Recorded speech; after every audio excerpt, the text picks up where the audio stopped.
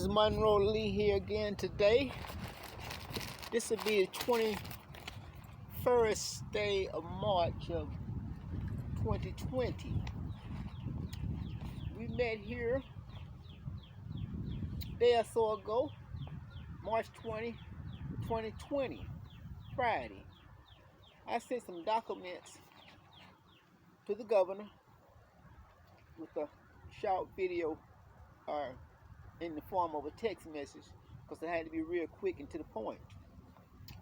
I went to the point. Today when I awaked, I thought about the epidemic spreading the whole world. And I'm already shooting my autobiography way before the plague hit America. In video image or television image or video image or whatever your means of information is or were. I had shot a segment called Segment 8, and I guess that'd be called America. That segment was recorded back in, I guess, 2019, early. What had happened, it was going into a year that Alachua County took control of my animal season. Why would they seize them? I'll tell you why they seize them. I had been on one of my nursing home ministries after 1,000 miles, and on return to that nursing home ministry, I was coming through Palm Beach County, and to go to the point, I struck my hand on a little small buggy in a town called Boynton Beach, West Palm Beach County, Federal Highway, Highway number 1. And so when I stuck my hand, I just didn't pay any attention. I see just a little scratch. But within a day, I started swelling. So go to the point. Within a couple of days, I was heading back to Gainesville, Florida anyway. So when I got to Leesburg, going to the point, a gentleman was doing some repair work on my vehicle, the same truck here. His name is Bird. That's what they call him. I don't know his real name, Alfonso. And I said, Bird, look what happened. A spider bit me on my arm. And he said, Mr. Lee. My name is Monroe Lee, as you might know already, but it's my autobiography. This is section G. G, go George. So anyway, he said, Mr. Lee, people were dying here in Florida due to spider bites. I want to go to the doctor. I want to go to the hospital. Go to the nurse room. Now, Mr. Lee, I want to see you here, man. He don't want to see me dead. And I'm thinking, whoa, this guy care enough to convince me like that. I need to get on to the doctor.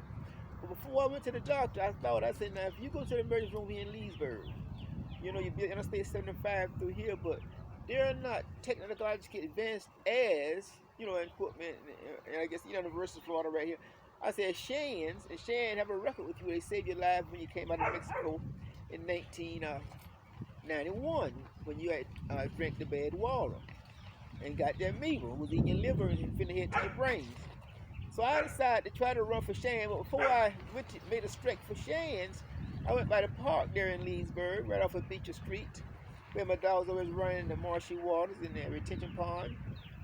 And Beefy Bear, that's Yo-Yo, well, the same little dog I got, that sidekick son, it's Collie. I said, and this finger was mashed off for several months before then, it was hanging. So I put it back on, just kept putting pressure on it and bandaging it. Everybody said, go to the doctor, Mr. Lee. We don't want to see, get it festering. You have to take your whole finger off. My sister Eloise was adamant about that. So I kept on praying and letting Beefy Bear, they'll come and lick it if they catch it off, And I said, I remember dogs from a little puppy, from a little kid. The dog would heal your little soul you have on your little wounds. So that finger grew back. You see it there now? It's some feeling, some kind of weird little feeling there, but it's back. So in this on here now, a few months later, on that swelling, I said, Beefy Bear, come lick this. Beefy Bear said, no way. I believe he cursed me. But he took off running. I said, oh, Lord, there is poison in this arm. So anyway, I made the Shands Hospital. The next morning, Saturday morning, April 7th, I'm dying. And they told me that, and I was just like, let me go get my dogs and birds off the truck at Burger King. And they said, Mr. Lee, you don't understand. You finna go. If you leave here, you might lose your arm, or you might get to the hospital. You might be dead before you get back. Try to go into the ranch, take your dogs and your birds. And you say, Alachua County been mean to you. Now what's happening is, hey, look at here now. I'm taking care of my business over here. Hey, I'm not gonna have that. I don't want you interfering in my video here now. I'm not going to have that background foolishness. Back to the video. So you see what's going on now. I'm in the hospital. Remember, trying to get my animals. That's them right there. Lord bless me to get them back. Listen to this. What I went through is a year of terror. Listen to this. So the gentleman, the doctor, I had ordered at the bedside. He said, Miss Steele, you understand you're dying. You say how mean like your kind of been you kill your other colleague. I told him all that. When I was running for governor, that killed my colleague. Yeah. Euthanize, I told him to come pick it up. I thought I was going to get birds in the bag. This is true. This Edward. They got rid of him later on, but that's true. And that's a black man. He killed my dog for spite because he didn't like. He's a dog trainer for the county police, and he just think I had my dog trained pulling that bicycle, my legs on the handlebar. He hated me, but he got that job and he used it against me because the people had him doing it too. Listen to that. So he killed my dog. So I'm telling them all that in Shands Hospital, 2018. They said, Mr. Lee, okay, Alachua County's being unfair to you. For what you say, we acknowledge that. However, if you go get your dogs and you die, they got your dogs anyway because they're going to the pound anyway. Now, if you live, you got a chance to get your dogs back. The doctor was a smart little young doctor, and I love him to the day. So I said, okay. I stayed in the hospital, got the treatment. 5 days later, I'm alive. But after dying 3 times now, I left this world 3 times. And I got the visions of it. I can tell you about it in detail, but I don't think I'm weird. So I'm going to stay low today. I'm going to keep you focused on what's happening on earth here. I don't want to take you up into heaven now, up in the clouds, where I work with 3 times a day.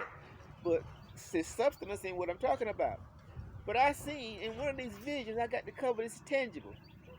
I was coming down in Gainesville, Florida, and I landed right in front of that's after I died now. I was dying. In front of Kirby Smith School on University Avenue. This is the school was named after Confederate general. My granddad was Confederate, you know. And that's the same building that Barbara Sharp witnessed against me when I sued the school board. Why? School board had a job called engineering 1 or 2 or something. That's the design. So I was a 7. I had 7 different class childs, but I was black. For 7 years, Alachua County would not interview me because they said I was overqualified. That's what they eventually said. So in the meeting when I went to Florida Commission, guy come down and had a hearing and said it's a sham. They make it look like you're getting justice, but you're not. You don't have a lawyer. You there just answering questions, and everybody telling me you're like a fool. This black woman talking for the school board. Now, this is what happened. This is the same place I come back down 20 years, 18, 15 years later. Now, alive, no, but that's what happened years before. So they ruled against me. I didn't get any justice in that. What they say happened? The white lady worked at the office where the school board where the job was open at. Her son-in-law to be was going to her daughter. He was going to attend a technical school. So they held the job out for him for several years while they looked over me, put my application in the back room until he went to school and married her daughter and he got the job. That's true fact. That's the kind of justice I witnessed in Alachua County these 40 years that I'm telling you about now. That's why I'm focusing there in this G on what I've been through in this Alachua County. And we're talking about the epidemic going on now. And that's the background of why I sent this information to the governor about the blackmail and Charles Chestnut and Chucky, the 4. He was nice, young man, but he got the position. See, the way they got this thing set up now, which is a shame. Out of all that games, he made this civil rights. I've been listening to Martin King mountaintop speech just now talking about the preachers, and that's one preacher. He said a preacher is bound to put it out there, the truth out there. But then he also quoted that, usually the case, he had seen this, and he's 39 years alive, I'm 66, that some preachers are only interested in concerned about themselves. But he was so proud to see that these so many clergymen was out to that meeting he was having in Memphis, which he was dead the next day. So that goes to show you, if you're doing with God, and remember he said he wasn't worried about it now. He said he had been to the mountaintop, it don't matter now. Before he left Atlanta, he was talking about searching the airplane for bombs and guarded it all night. And he said it was 6 of them. That's again, I listened to it today. When he said, I'm not going to keep talking to you, dog. Now you get away from that fence up there. You got to keep these children in line. Excuse me there. So, moving on along.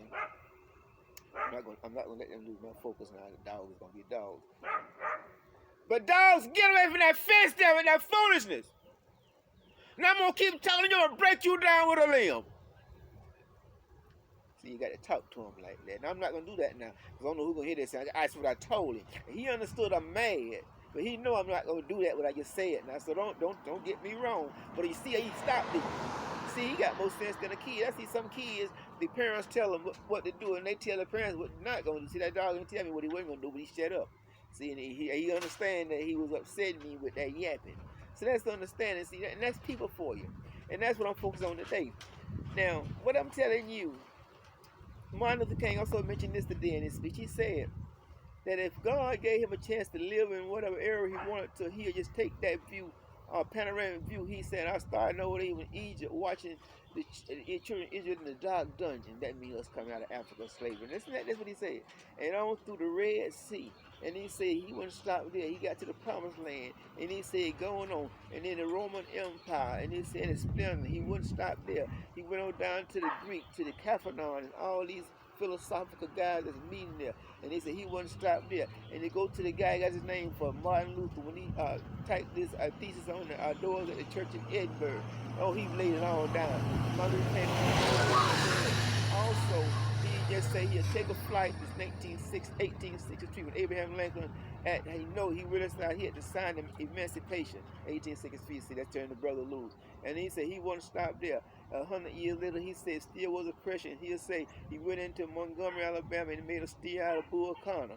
He went on there right there, and he said he wouldn't stop there. In 65, and later stabbed him. He said he glared and sneezed. He said he wouldn't have been there to Montgomery. And he said he went in Albany, made people straighten their backs up and stayed going somewhere because nobody can ride your back. Listen, you let it be bent for him. So he covered all that. So that's my motivation today. That's why I got to tell you the truth here. So you see now what Latro kind of doing to me, and why I'm motivated now by listening to Martin Luther King again. Because this 66 years of my life, I realized that